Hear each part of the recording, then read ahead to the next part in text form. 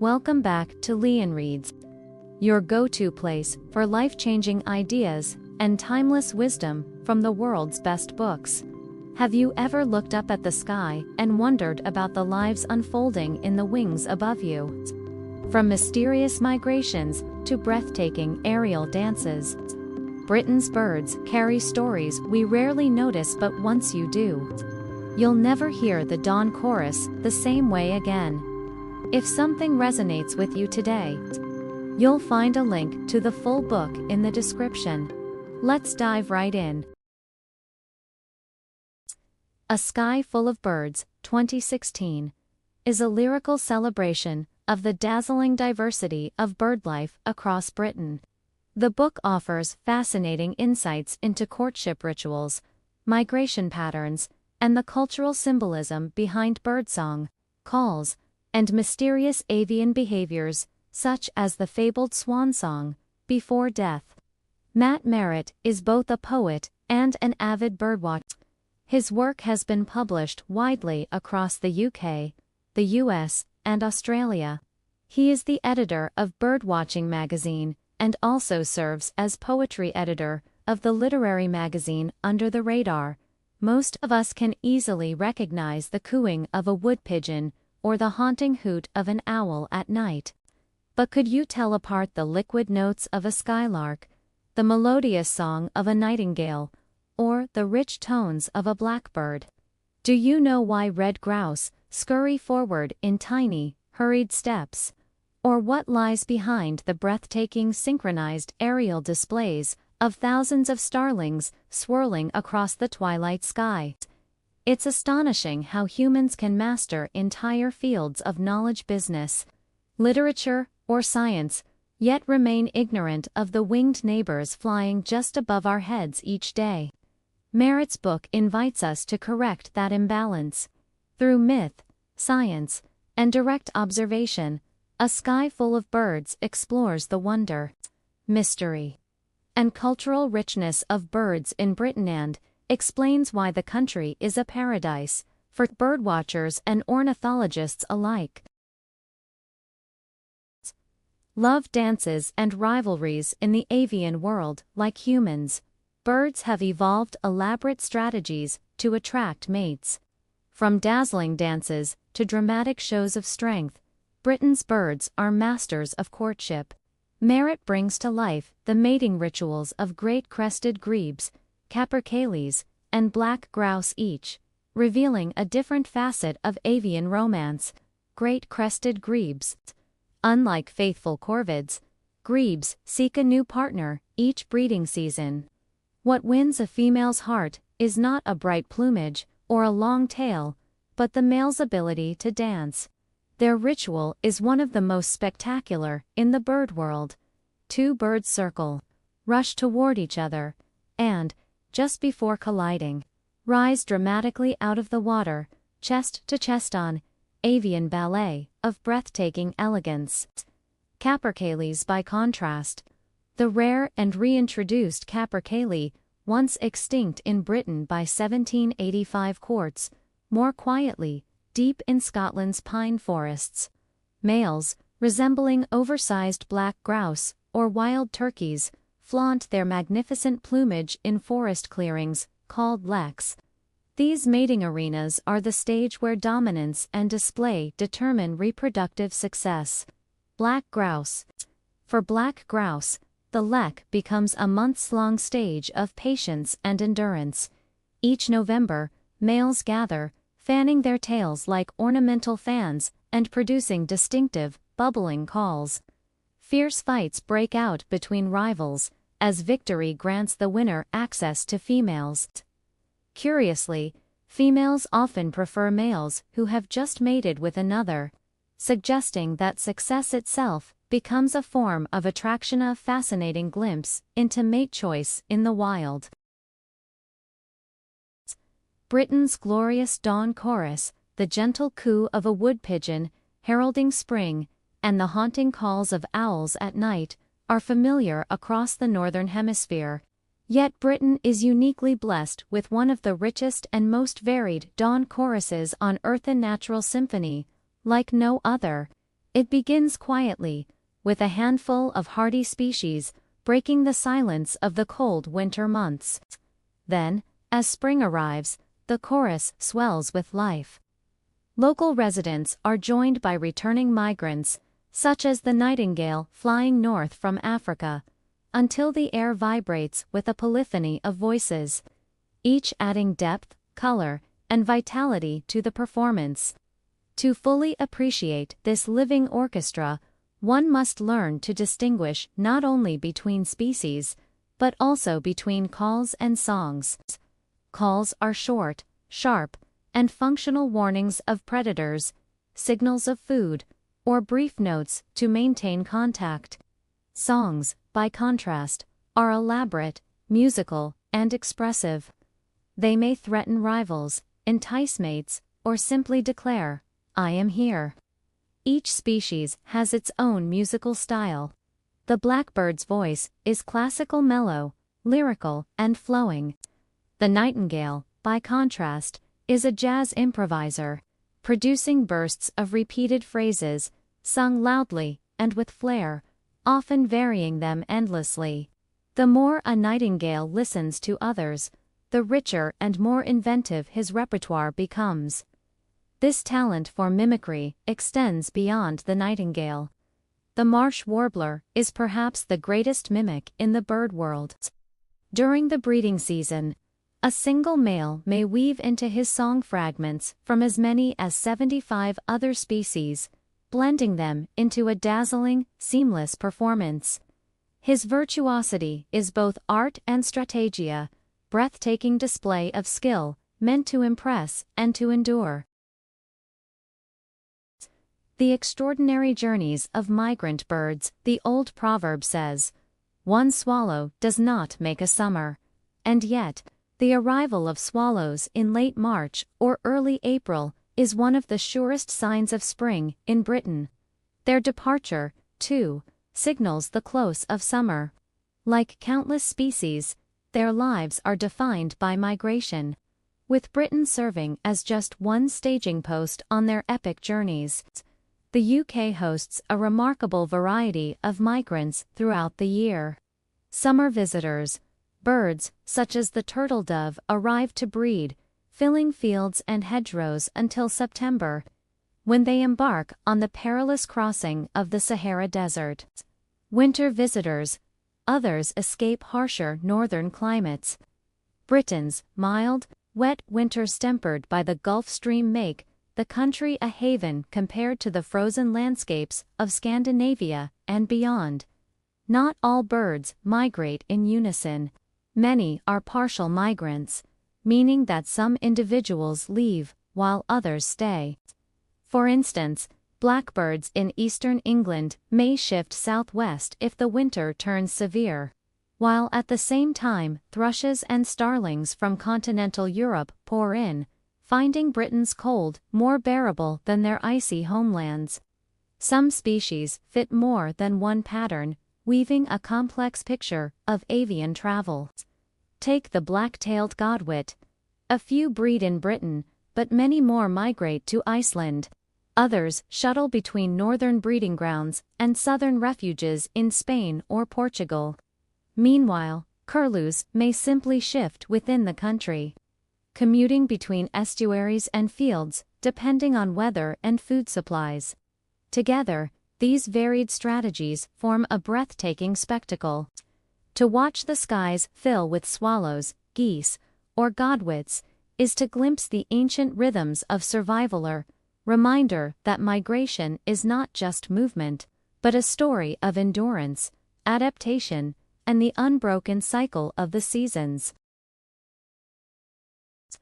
The story of the sky's predators, from the majestic sweep of an eagle's wings to the sharp darting flight of a sparrowhawk, from the ghostly gaze of owls piercing the night to the lethal stoop of a peregrine falcon. Britain's birds of prey inspire both awe and fear. They are nature's aerial assassins, not just because of their hooked beaks and talons, but also because of the finely honed strategies evolution has bestowed upon them. Consider the kestrel, masters of the hover. they hold steady against the wind, while their extraordinary eyesight detects the tiniest flicker of movement below. They can even see ultraviolet trails of rodent urine, glowing signposts to their next meal, an ability that makes even wildcats look clumsy by comparison. Or take the peregrine falcon, the fastest creature on Earth, in its breathtaking stoop.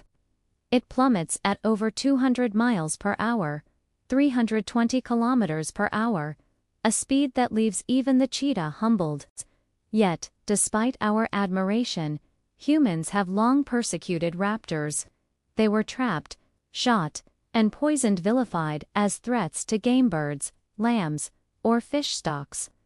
In truth, their predation rarely makes a dent in prey populations beyond very local scales. The large-scale exterminations were born more of fear and exaggeration than science. During the Second World War, peregrines faced an especially tragic fate. Because they so loved to hunt pigeons, then essential carriers of secret messages, between Britain and occupied Europe, the government ordered many to be killed, decimating their numbers. Thankfully, in recent decades, conservation efforts have allowed peregrines to stage a remarkable comeback. Today, they are just as likely to nest on cathedral spires in York or Chichester, or even the Tate Modern Gallery in London as they are on sea cliffs. Public viewing platforms now invite people to watch these incredible falcons up close, living symbols of both resilience and the power of protection. The mystery of the murmuration. Few sights in nature are as mesmerizing as a murmuration of starlings. Thousands of birds, twisting and folding in unison, sculpting vast fluid patterns against the evening sky. Their collective chatter becomes a chorus, their movement, a ballet. It begins modestly, tens of birds, gathering before dusk. Soon, they swell into hundreds, then thousands, sometimes even 4,000, as starlings travel miles to join the spectacle. The larger the flock, the more intricate the shapes, shifting clouds that might resemble a dragon, a wave, or a spaceship, depending on the eye of the beholder. Each night's performance is both familiar and entirely new. Poets and artists have long been entranced. In 1799, Samuel Taylor Coleridge likened murmurations to smoke, mist, or other ethereal forms. To watch one is to feel lifted into a dream, as though the sky itself has become a living canvas. And yet, the purpose of these dazzling displays remains mysterious. Many bird species roost communally for warmth, safety, and the exchange of information about food. But few put on such flamboyant aerial shows. Why should starlings waste precious energy in such conspicuous displays, practically advertising themselves to predators? Science offers no full answer. What is known is how they achieve such remarkable coordination. Each bird mirrors the movements of its nearest neighbors, adjusting direction almost instantly, so that the flock behaves as one, an organism made of many. This rule of follow your neighbor prevents collisions and creates fluid waves of motion that ripple through the sky. Whatever the ultimate reason, murmurations remind us of nature's wonder. Beauty, born not of design but of instinct, not of control but of connection. They are a dance of survival, yes, but also a dance of pure enchantment. The intelligence of crows. Few birds have attracted as much superstition and myth as the crow. Cloaked in black feathers, and often seen as harbingers of death, crows have long carried an aura of mystery. Their collective nouns, alona, murder, a horde, and unkindness evoke menace and darkness, in sharp contrast to the poetic murmuration of starlings. But modern science has pulled back the veil, revealing a creature of startling intelligence and social complexity. Part of the fascination comes from their size and presence. Ravens, the largest of the crow family, rival hawks in stature, and their jet-black plumage only adds to their sinister reputation. The sight of them scavenging battlefields after bloody conflicts, black silhouettes haunting the carnage cemented their association with death in European folklore. Crows also feature heavily in non-Christian spiritual traditions.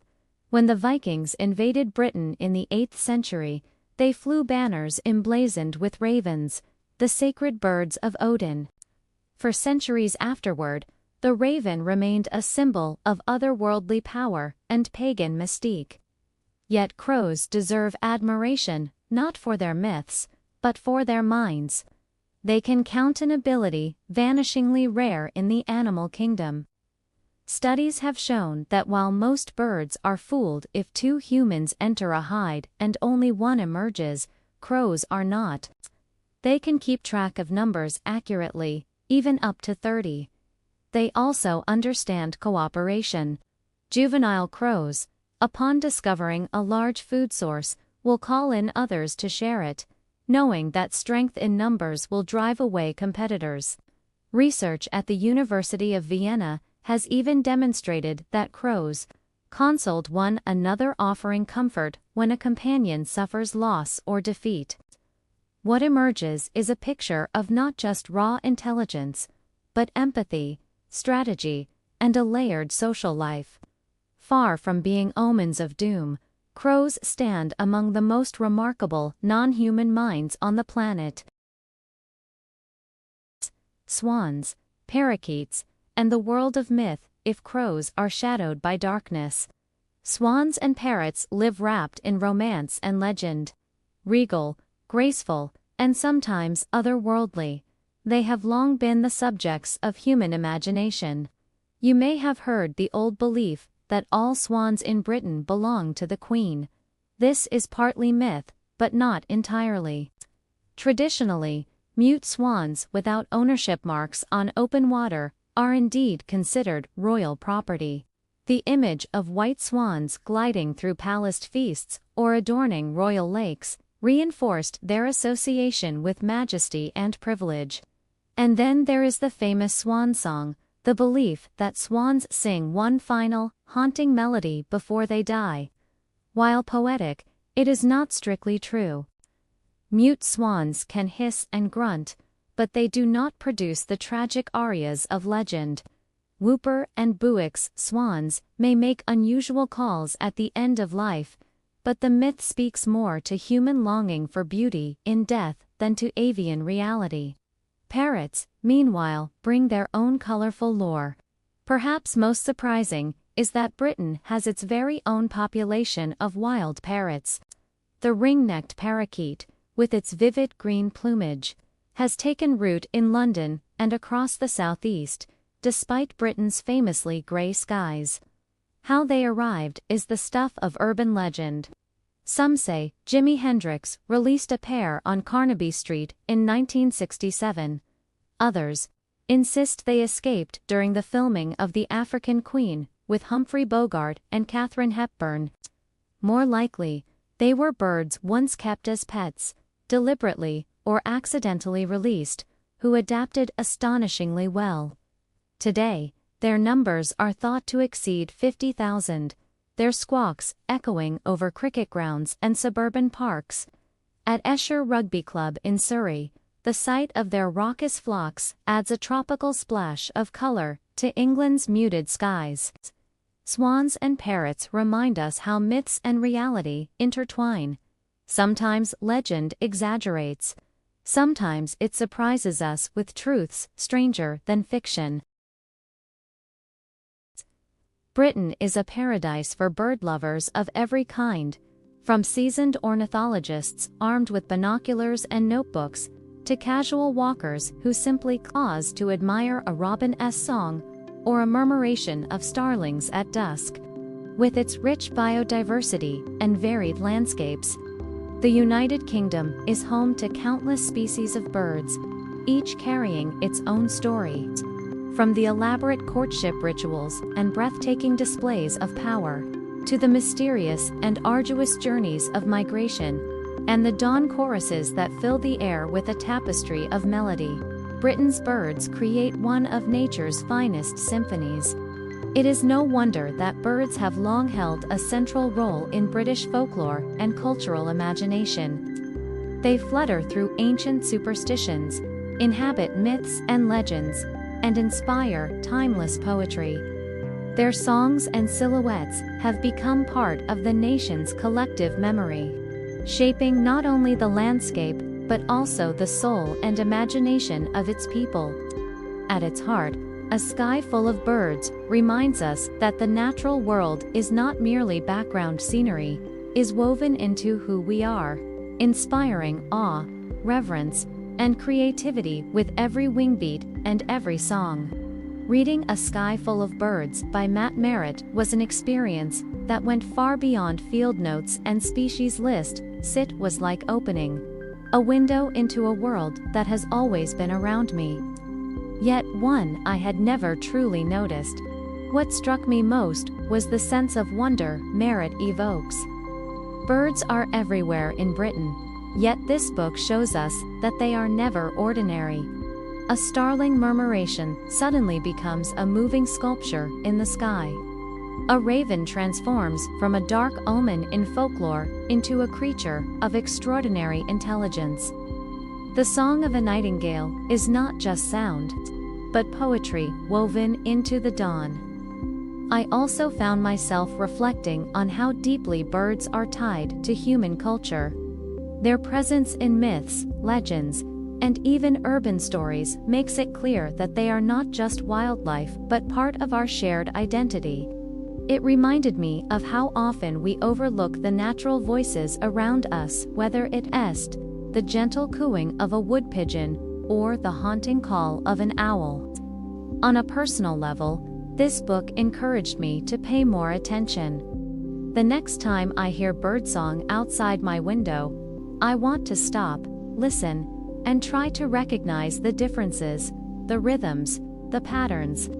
It made me realize that even in our modern, busy lives, there is a whole symphony unfolding above us if we only pause long enough to hear it. Most of all, A Sky Full of Birds rekindled a childlike sense of awe. It reminded me that nature is not something distant or exotic. It's right here, in the flutter of wings above our heads, in the whispers of dawn, and in the stories that birds have inspired for centuries. So next time you hear a blackbird's gentle melody, or catch a glimpse of starlings painting shapes across the sunset, pause for a moment. A Sky Full of Birds isn't just about them an invitation to see the world with new eyes, filled with wonder, beauty, and song.